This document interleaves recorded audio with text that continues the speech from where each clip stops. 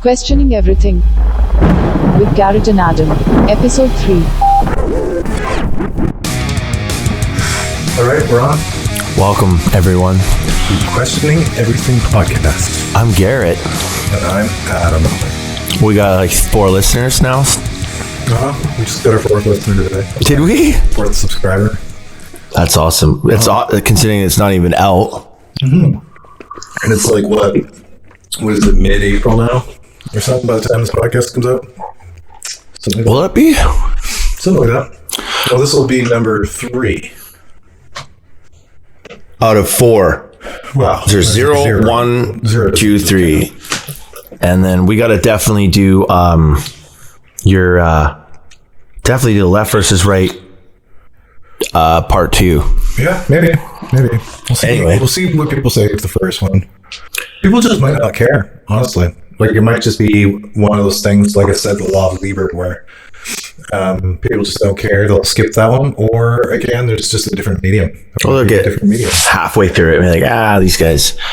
Yeah. Or what? Garrett doesn't know Garrett's so dumb. I keep calling myself dumb on this thing, man. Not thorough. Anybody who's smart who listens to us, though, will not think their head will hurt. They're not thinking that it's just you who's dumb. Trust me. They're gonna be like this. They're gonna be screaming at their radio. Like, I've never. Oh yeah, no, I'm one of the dumbest people I know. Today's topic is. I forget. Belief versus probability. That's what it was. Yeah. And then the meme. We said we're gonna do meme of the week as well. So we have. I think we got. I have one that's pretty funny. I'll send you. I don't know if that's really. It's not relevant to the subject. Too late. It's kind of too late, but we should stay consistent with that stuff if we're gonna say it. Yep. We didn't talk about the last one at all, and it was. Yeah, we did. It was the last episode was Pepe Le Pew and Cardi B. And I put it up, and it was like. Maybe 30 seconds of dialogue. We might just do a meme of the month then. Yeah. When we're back on track. Just call it a meme of the week and put it out whenever we want. Fair enough. That's what I was thinking. Because what's a month, we could put it out once a week, and who cares? Right? Yeah, exactly. This loose thing, right? For sure. Because I'm not on Facebook right now, and my mental health has definitely gone up like a pretty substantial amount. But when I'm scrolling back and I'm on social media, those memes come up and they're relevant, and I'll be whatever. Anyway, moving on. So, okay, did you watch the video that I sent? You watched it, the whole thing, I'm guessing? I did. I fell asleep for the part of it because I was really tired. And but then I came back. I thought it was really good. I'm going to have to rewatch it, though, for sure. But he's... Okay, just so everybody else knows, it's because the topic is belief versus probability. And I wanted Garrett to at least familiarize himself a little bit with Descartes' method and meditations. Which is interesting. It was very interesting, but it's sort of dry, but it was a video. So interesting. A video of a guy describing it because we only had a few days, so it's too short of a time to source the book out and read it. And so the video description's like good enough for now. Really breaks it down. The book. So. Can you find the book? Probably, I could probably get it at a used bookstore. Like this is based in like stoicism. Those guys were stoic dudes, right? Like those. Am I wrong or is it? I have no idea. Okay. Because his meditations, right? Because it's not Marcus Aurelius has a book called Meditations. No, but he has a book called Meditations. It's just Stoic philosophy, which is not. It's really interesting. It's like the word that they used to that point for thoughts, which is what it is. I mean, meditation is thoughts. When you start getting deep into it, would be a better. This is great. There's another podcast topic: meditation. Yep. So it's a good book, but it served me as far as building up the basis for how I think, and it's a good way. At least it's rather than just describing how I think. That was such a pivotal book that I figured that was a good introduction. And indeed, the guy was not writing backwards. I was wondering, what was he doing? It is flopped. It's flopped in post. Is it? So he's writing right way, which would appear backwards. And then in post-production, he just flops it. Okay, I didn't think. See, a smart person. Oh, Well, stop that, Garrett. I said to you, my first response was that he probably flops it. That's right. I was like, I don't know. Maybe this dude's writing backwards because maybe he's that smart. Yeah. What we're saying is that in this YouTube video, there's a guy standing behind glass writing with felt marker on glass, which is cool, but it looks like he's writing backwards to me. And this first thing I noticed, that's how my brain works. One of the first things that I noticed too was Which means we're super inquisitive and smart people, actually. So, but yeah. So anyway, Descartes, Methods and Meditations, good book. But the basis is many listeners would have heard the common slogan, which is "I think, therefore I am," which is dope. Cogito ergo sum. Okay. And yeah, I mean, what he was trying to do is he was trying to break down what is truth, right? And it's an interesting thing because a lot of people these days, I think the reason that everybody's magnetized to UFOs and Bigfoot and shit like that is because they want to know the truth, right? They find truth to be an appealing idea. But it is interesting enough that people who have this basis of wanting to seek truth ultimately want to seek non-truths. Yeah, I'm listening. Like, you don't get a lot of people who claim to be truth seekers that are taking STEM courses when really that would be... STEM courses? What's a STEM course, Adam? Technology, economics, math. Yeah, but then again, you're going right into science again, like that's hardcore science, and that leaves little room for the imagination in some ways. Like if you can't weigh out, you can't measure ghosts, you can't measure a UFO. That's the thing. I mean, no, you can't. You definitely which can't. Leaves like, so science is like, yeah, we're not going to go there. Yeah, no, I know, but as far as like truth seeking, science being kind of like the method. Well, we determine whether or not something's imagined, which is good. Yeah, we need that. Yeah, absolutely. Yeah, 100%. So yeah, I'm thinking that everybody's seeking truth, but what is true, right? What do we believe? What do we abandon? And what do we... So, sorry, what was that dude's name again? There was the professor that was talking about the author who was... Descartes. And Descartes was saying, like, he was saying, like, are my dreams real? Like, he was questioning if any part of his reality was real and how can he measure it if it was real. So what was Descartes' point? Because there's 6 meditations and they only got into the 1. Do you know what I'm talking about right now? You only watched that far? I fell asleep, man. I was so tired. And it was just very monotone, but I woke up for the rest of it. I'm going to rewatch it. I need to rewatch things like that 2 or 3 times for it to really sink into my freaking neurology. Well, it's not about Descartes. It's just about the idea. It's just about the idea that we tend to assume that things are true for numerous reasons. One, we are told. Depends on who we're told by. We could be told by our grandparents or our parents or a teacher. Well, yeah. And then there's the things that we assume to be true because of scientific method. There's things that we assume to be true because of our senses, directly what we can see, smell, feel, hear, taste. And when we're trying to weigh things for truth and falsity, what can we rely on? Oh, man. So somebody says, I saw a Bigfoot. I saw it with my own eyes. Does that make it now more believable?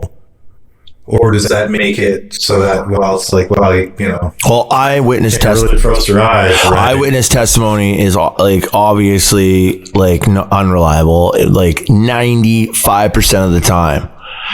Like it goes back to that old thing that you learn in school or whatever. When you get 5 people or 10 people in a row, you tell the first one. Cell phone game.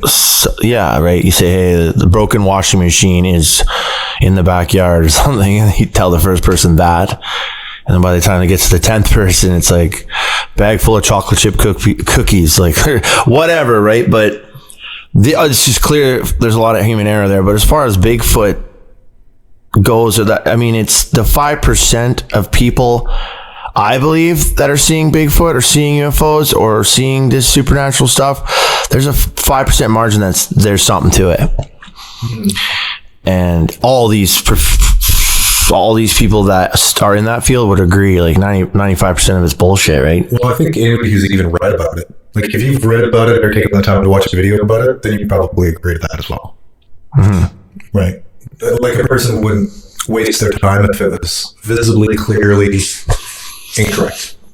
So as far as benefits Of belief, or really of disbelief in this case, because I'm kind of siding for disbelief, can you think of any? Because I Of think what? of lots of benefits to not believe stuff. Can I think of any benefits to not believe stuff? Like, are there any subjects in particular? The benefits of not believing in, like, maybe, oh man, like, this is dangerous.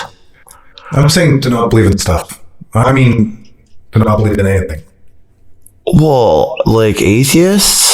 Well, just you can't. Well, I mean, what do you, I can't not believe in stuff. I'm very particular. I'm very careful what I believe and buy into these days. Like, I'm one of those people, and I thought about this today actually. And people that know me would agree. Like, when I get into something, I get right into it. So, I've learned the hard way with a lot of my beliefs.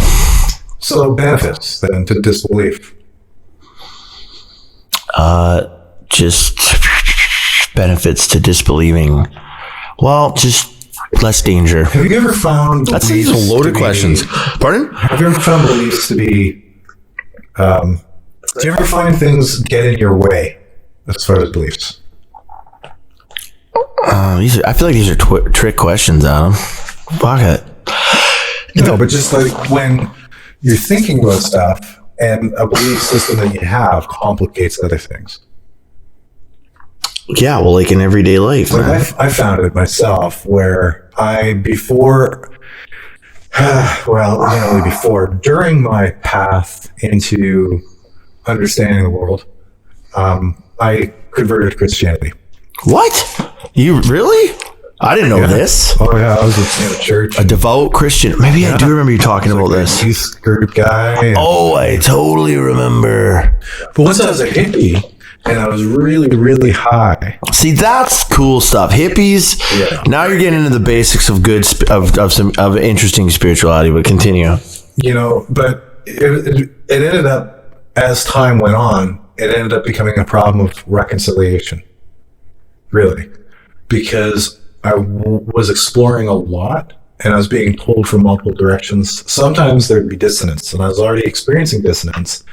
Even before, like I was saying earlier, when like Christianity would pop up when I was high as fuck, that would create like a major dissonance, and it would be really bad, right? Like you're tripping balls on forehead's acid. You do not want to have like a religious conflict in your mind. No, I definitely have like those thoughts. Like, what's space contained within? Yeah. What's death? Like there's where I go when I'm fucking peaking. So you're peaking, exactly, right? So what I ended up finding then is I ended up abandoning belief before I ever read Descarte. But it was really Descarte that allowed me to understand and to clarify, and then to really take the leap, right? To say, okay, literally, like for religion, not all religions can be true. No, and that's very confusing, right? Let's just say that there's no likelihood that any of them are true. Okay, so which one do you I just want to, out of curiosity, because you've done so much research, what do you think is the most truest form of religion today? I don't think that there is a Buddhism? No. Nope. Because someone put a gun to your head right now and was like, you got to follow something, and they're like, pick one. Now. Jufism. Jufism? Which is my own. I made it up. Oh my God. Juicy. Oh my God. No, there's not. But the thing is that you can't believe in two conflicting ideas. Okay. Right? So. And conflicting ideas would be belief? No, conflicting ideas would just be two ideas that you know, like. Okay, polar opposite idea. North is up, but north is also down. Yeah, right, I got it. Anyway, there's tons of conflicting ideas, and in order to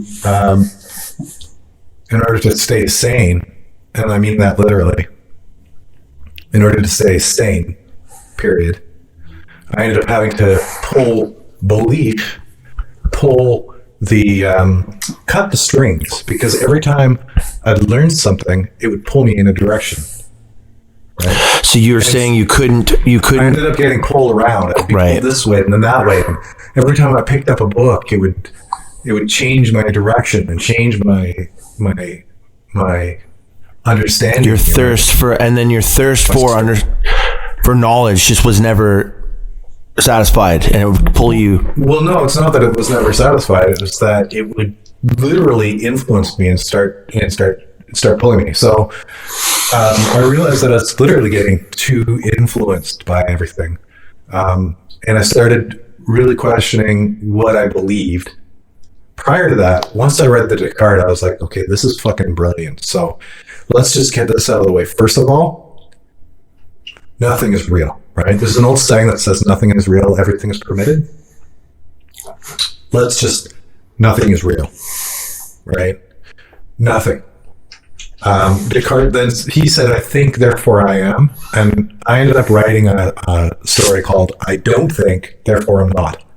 And it's just a short paper describing how, when you really break it down, you are not really even you, right? You're not even really a thing. You're like a temporary anomaly in space-time. Anybody who lives 100 years from now will have no reason to believe that you exist, because you don't, right? You existed, allegedly. Which is so fucking sad. I mean, even if you think about Led Zeppelin, well, one day there will be, no one will. In 1,000 years, like unless you're written. No one will know who Zeppelin is in 1,000 years. Unless you're written down in 1,000 years, you just simply will have never existed. Well, hold on. That's a crazy thought right there. Like legit, like on one day, everything will be gone.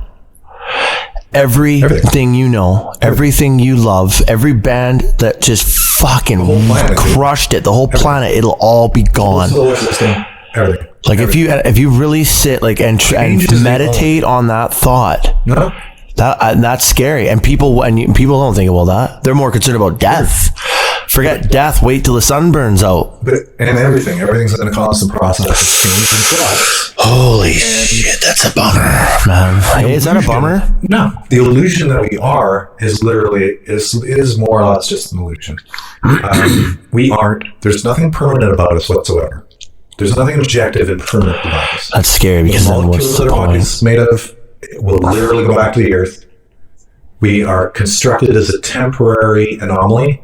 We appear to be separated from everything else, although it's only appearances. If you're a molecule, you wouldn't think that Garrett's Garrett and Adam's Adam. You would think that the difference between the air and our body is only a matter of density, right? We're all just molecules. Thought is literally just a bunch of emergent energy. It's matter to energy, go back to matter, go back to energy. So there you go. So thoughts are things, then, dude. Does that relate in any way? It's thought of vibration, brother. Well, frequency. Thought's not like an emanated radiation, right? You do radiate electromagnetics when you're thinking, but like it's just pretty dark what you're saying right now. Considered like if you listen to Dr. Wayne Dyer or any of that stuff. None of this exists. You don't exist. Okay, so then what's the point? Then why don't I just go? Then I know I'm sorry I'm interrupting you, but what's the point? Then why don't I just go fuck my life up then? Why don't I just forget if nothing matters? Then why don't I just go drink? Fuck it. Mm-hmm. What is the point then today? The point is whatever point you make. You create a point.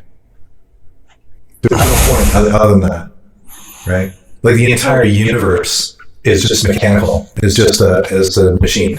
It's just chemistry. The universe does not give a shit. That's like Baraka. If you fucking go kill yourself right now. Like if you go jump off a building, no one else would either, though. That's the other sad reality. Like if I did, no, I know you'd be super upset for a bit. Family would. Yeah, well then they'd move on eventually. Oh, absolutely. For a couple, it'd be like, holy fuck. It'd be and it'd be brutal every time they thought about it and everything like that. Like it would stay with them, but it would once they died. It's gone. Once your thought, once they stop, that's a trip. Then it's gone. Right there. That's cool, right? Remembering. because no one's remembering. So you're gone. That's like you're fucking whoa, man. This is all very temporary and fleeting. So if I'm going to say that I think, therefore I am, like Descartes said, then I'm going to need to be something a little bit more activated, long term, right? Like what? I'm a very short term and all. Well, that's just it. So you need, okay, so does that means I should get up and fucking make a difference, or do like make a difference? Like, who are we gonna remember right now? Who are we remembering? Who do we remember? The fourth, like that doesn't matter. Okay, if you want to make a difference in a fucking pond, you throw a rock in it. Because that's what you're getting to there. Like, if you want to be, if you want the pond to remember you after you leave, yes, you make a ripple in the pond, and how that's the purpose of getting up longer than your stay. Because I just asked you that. I just said, till then, what's the purpose of me getting up? You make it. You make that. The purpose is to get up and make a ripple. If that's what you want. So for some people, it's to not make a ripple. Why not? Well, because that's their philosophy, is that they want to not make a ripple. Literally, it's a thing. What the fuck are you into, man? Well, people will literally, like who?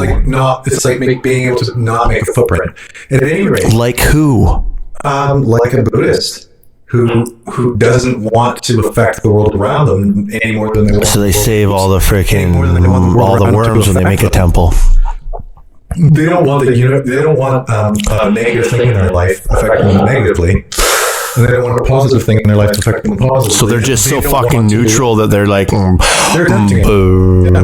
There's people that are into neutral, or into like the middle way, or into the just like the neutralization of polarity. I gotta make a ripple, man.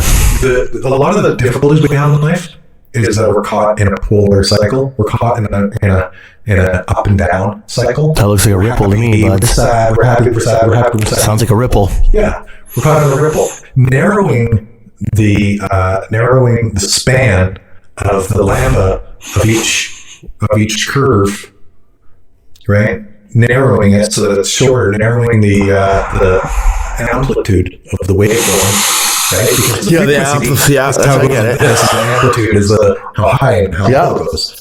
Narrowing that amplitude makes you less miserable, right? So in Eastern philosophy, you want to try to you want to narrow the amplitude, whether or not it's your own outputs affecting the world, or how the world affects you. At any rate, it doesn't matter. The thing is no, that's really fucking dope. That relates to some of the like what you get. That was some of the sort of the thing with synchronicities, or the fucking the feedback loop that I was trying to get at. Like the more you like the negative shit you put out, it comes back. Like you want to be. That's another point, because the negative shit doesn't come back.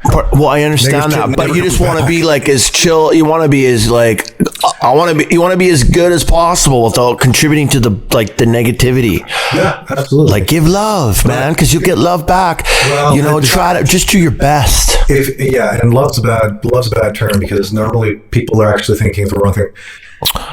Oh boy.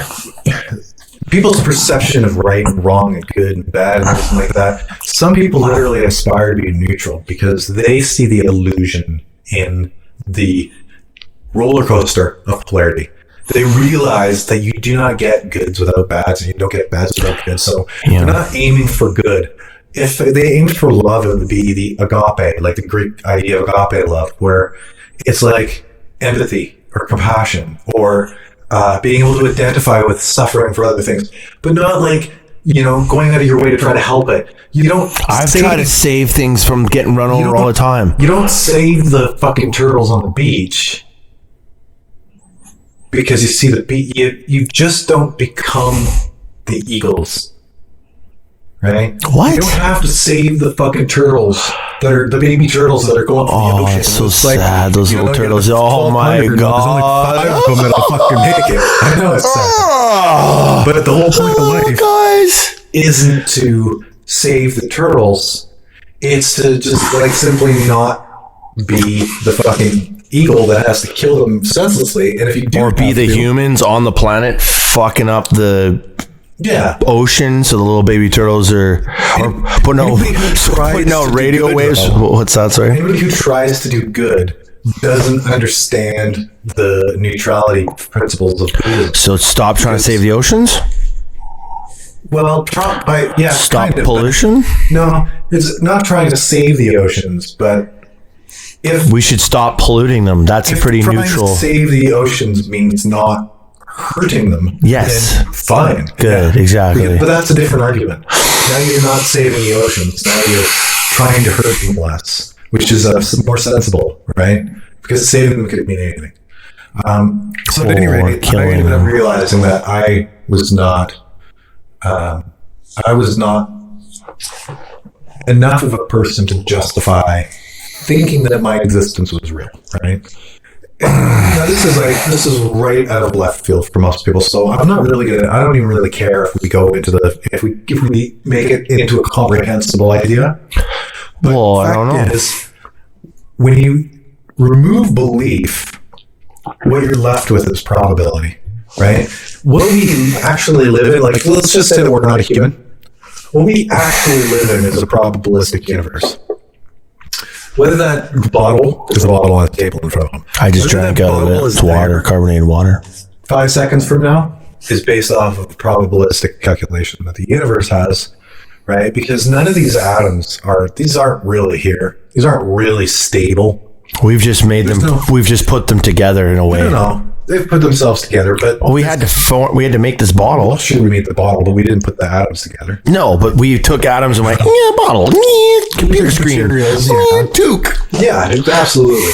But That's interesting. but the fact that it's going to be there a moment from now isn't certain. What? You mean it could just disappear? Yeah, So turn into a fucking cat. now we're ghosts. Now we're aliens. Now we're Bigfoot. Well, no, this is But that principle. science, unfortunately. What? You're telling me what? You're telling me there is in this situation there is a possibility that this glass just disappears and turns into a from now. or forget the cat just goes plunk out and we're both just like, what the fuck just happened? Sure. You really believe that? I don't believe it, but that's That's a probability because that's of the way it appears that the universe works. Is that the glass is going to be there moments from now. Yeah. Not because of a certainty, but because of a probability. Right? So what would make it disappear? Who knows? A glitch? Maybe just something else. Who knows? Fact is that we don't know of anything that would make it disappear, and it's probably not going to make it disappear. But those molecules aren't glued there, right? Now, with dealing with things as a probability, there's no certainties, right? So Right. This is it, is that nothing, and I guarantee you, this is way more scientific way of looking at things than belief. Nothing can be more than 99.99% probable. Even the fact that we're having this conversation. We might not even be having this right now is what you're saying. Only 99.99% probable that we're having it. There's no such thing as 100% probability. Because that would be it. Right? There's no such thing as a 0 chance possibility either. Right? So that mysteriously disappearing, that is literally above 0 chance. Right? Above 0. Well, I think that stranger things have been caught on tape and out there. I think stranger things in that bottle disappearing have happened. Big hardcore. Well, obviously. Is that obvious to you? No. Really? No, I've never seen anything as miraculous as the bottle disappearing. I'm sure it's happened, dude. I'm sure there's been I don't think it has. But what I'm saying is that there's a 0.001% chance that it will. Simply because there is no, at least in that way of looking at things, right? Because if a person says there's a 0% probability that will ever disappear, unfortunately, they're hard to disprove. Well, I mean, there was some footage I've seen recently. Yeah, It's like, how long do we wait? How many millions but I mean, okay, hold on. do we wait for that yeah, it'll break down over time. But like, if we're talking about like a spontaneous physical disappearance, right now in this millions of years, and it would never disappear.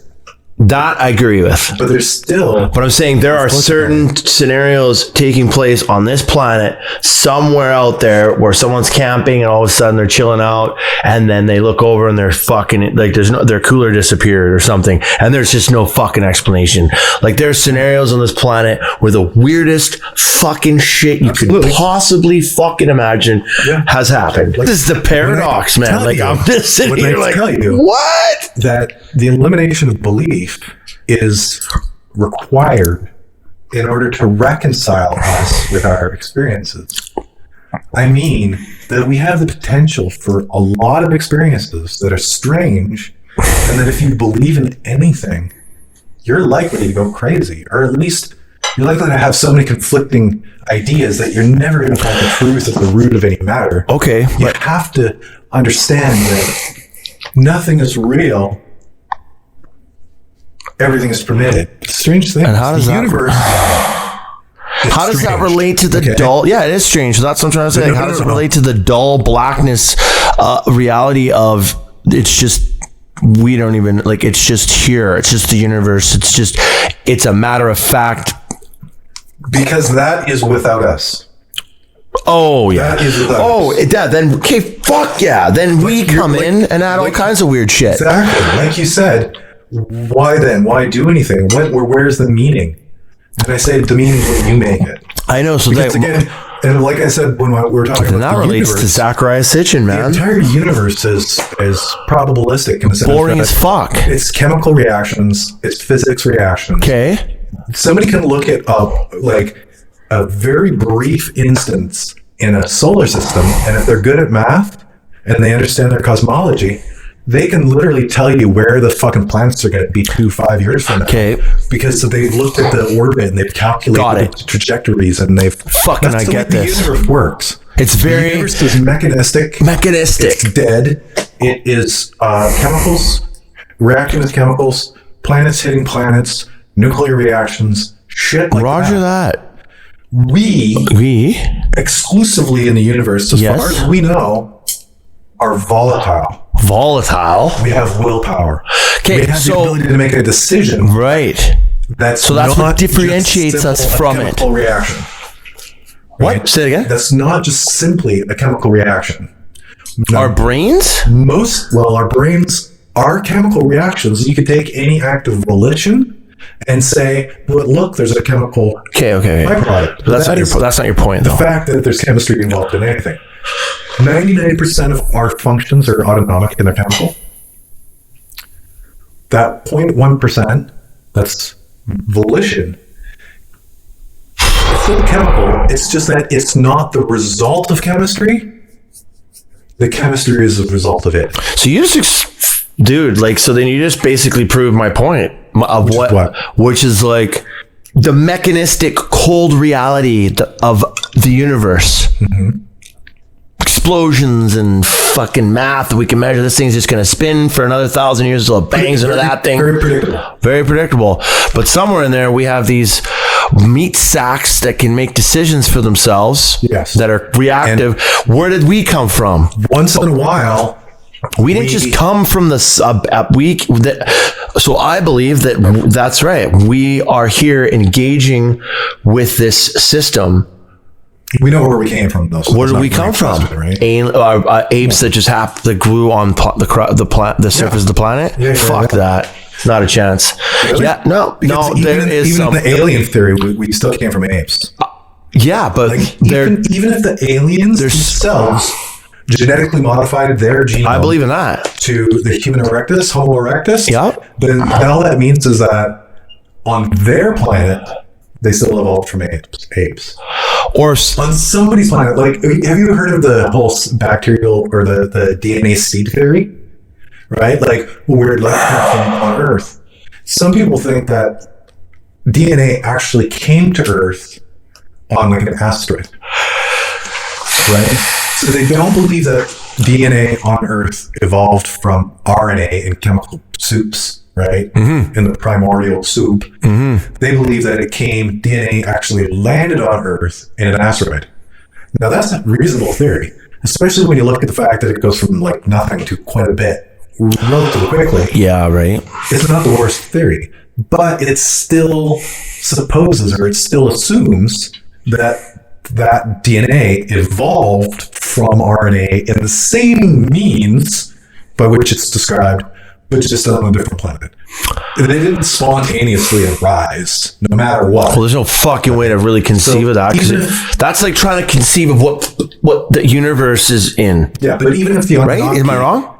No. You trying to figure out where life began in that context of theory, is like trying to figure out what space is contained within the macrocosm and the microcosm. What space is contained within is way more difficult.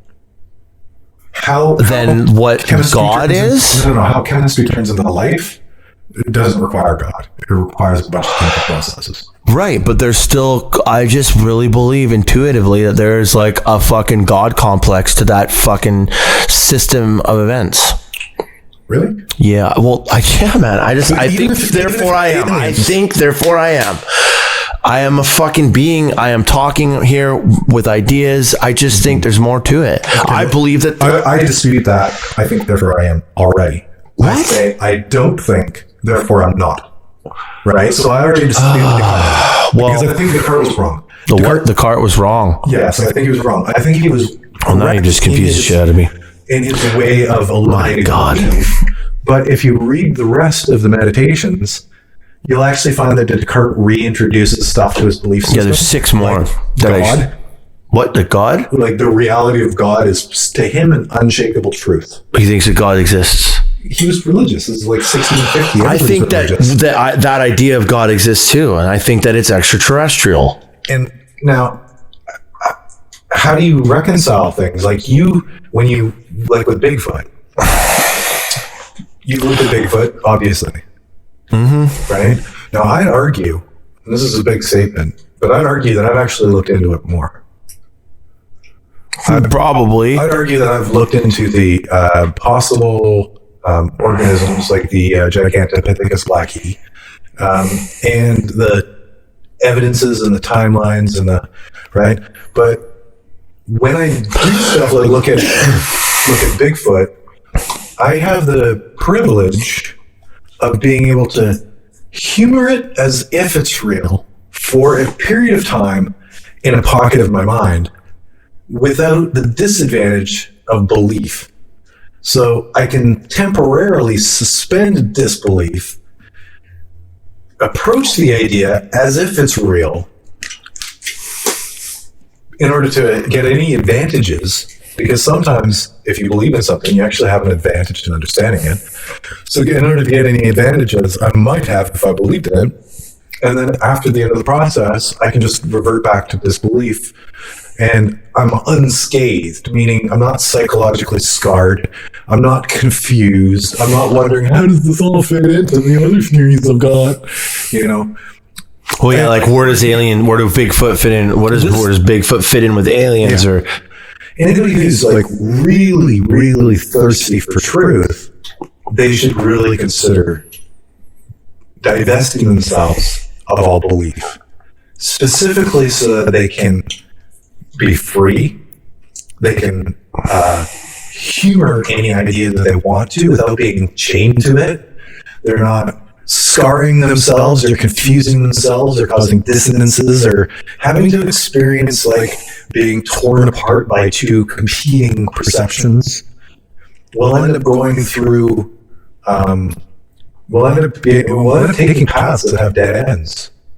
Lots of dead ends. Dead end after dead end. And disappointing ones too, like for sure. Like just even with these things that I go at you about Bigfoot and fucking Anunnaki and blah, blah, blah. Like you just go, oh, that's disappointing. But it's not, right? Like I'm not disappointed. I don't believe in Bigfoot, but I find it like a wonderful thing to talk about. And I'm not disappointed in the fact that I don't believe it. There's just some seriously trippy eyewitness testimony though, man. Like there's some people that are just like, I fucking saw Bigfoot. Like you look at someone's eyes and you just go, this person's not lying. And you gotta wonder, what are they seeing? I believe that they believe. Anybody who wants to experiment with magic, like voodoo-y magic. Oh boy, that's like OTO or Golden Dawn or anything that's like significantly mind-fucking, right? Like, in order for you to do, say, magic in those systems, you're going to read numerous books by Phil Carroll, Alistair Crowley, different people, and by the time you get to like the 5th year, you're probably going to have acquired some fucking serious ass belief problems.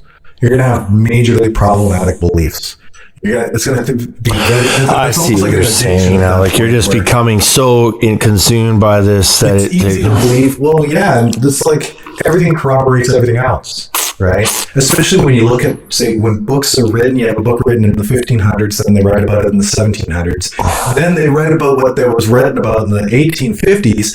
Then in the early 1900s, they see all these books that appear to be about the same thing. And now they have the source code, and it's like everybody's validating what I'm thinking. No, they're all talking about the same fucking thing that's literally referencing a single time somebody made some shit up, right? But when you're in the rabbit hole, everything appears to be validating itself. Everything appears to be like it's synchronistic, and that's like, you know, writers 50 years apart are saying the exact same thing. But at any rate, it's a great tangent. I found it to be a wonderful waste of many years. But not believing in a goddamn thing is the only reason why I survived it. Because I have the ability to look at something as if it's true without believing in it. I can look at fairies and put myself in the position that fairies are real, put myself in a position that I can believe in it temporarily, and then put it down and go, fuck, that was fucking crazy. So, I don't believe in it. Yeah. I don't even believe it on here.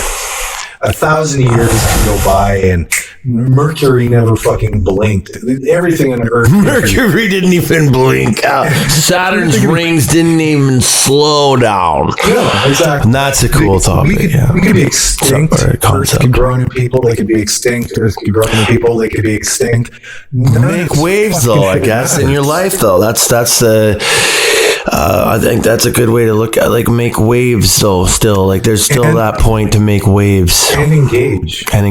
Because what you're saying is dangerous for someone like a fucking addict. You know, like, what? Like, oh, God. If someone really wanted to contemplate what you just said, which I did at the beginning here, you could have a good reason to just be like, I'm out. I'm fucking checking out. You could, but you got to make waves, man. And that. As far as the physical universe is concerned, it doesn't care about you at all. But I believe that there's us conscious beings that need to be, what's the word when you're like, the word that describes just being skeptical? No, it's not. Just being... The universe... I'm getting tired here. Contains people like us, though.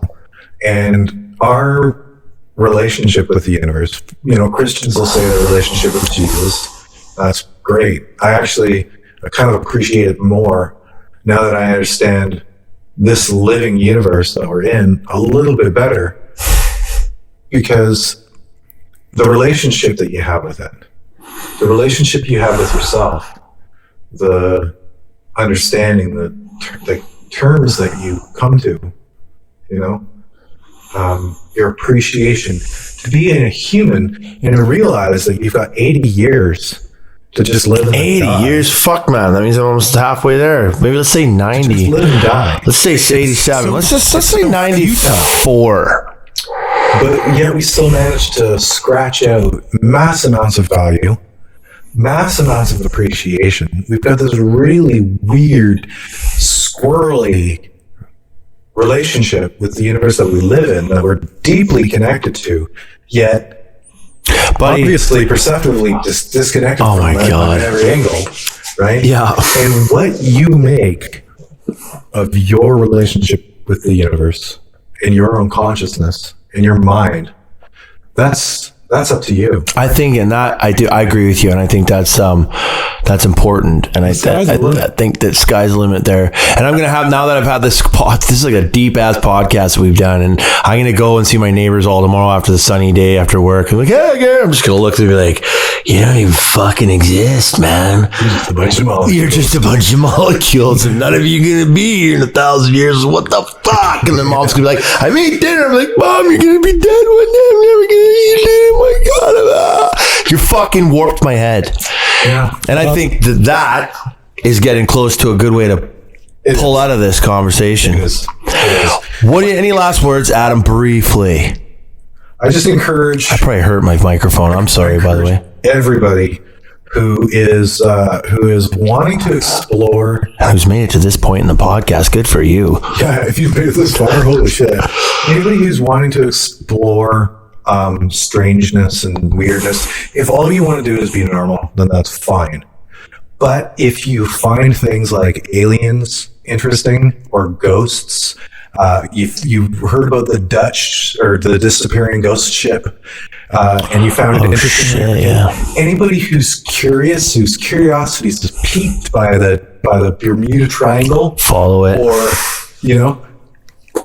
anybody like that will benefit from separating their experiences and their thoughts and their beliefs so that they are not chained or handcuffed to any idea that they think, and they're free. It frees you.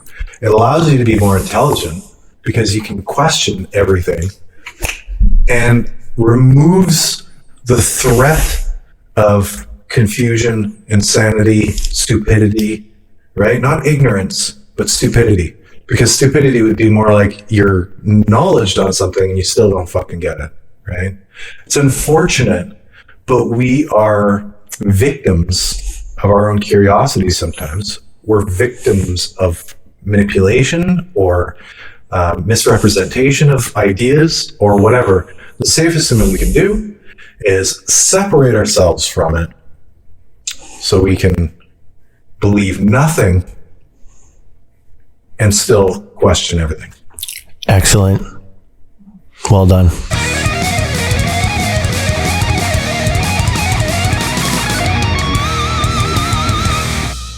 Join us next time for UFOs and Extraterrestrials.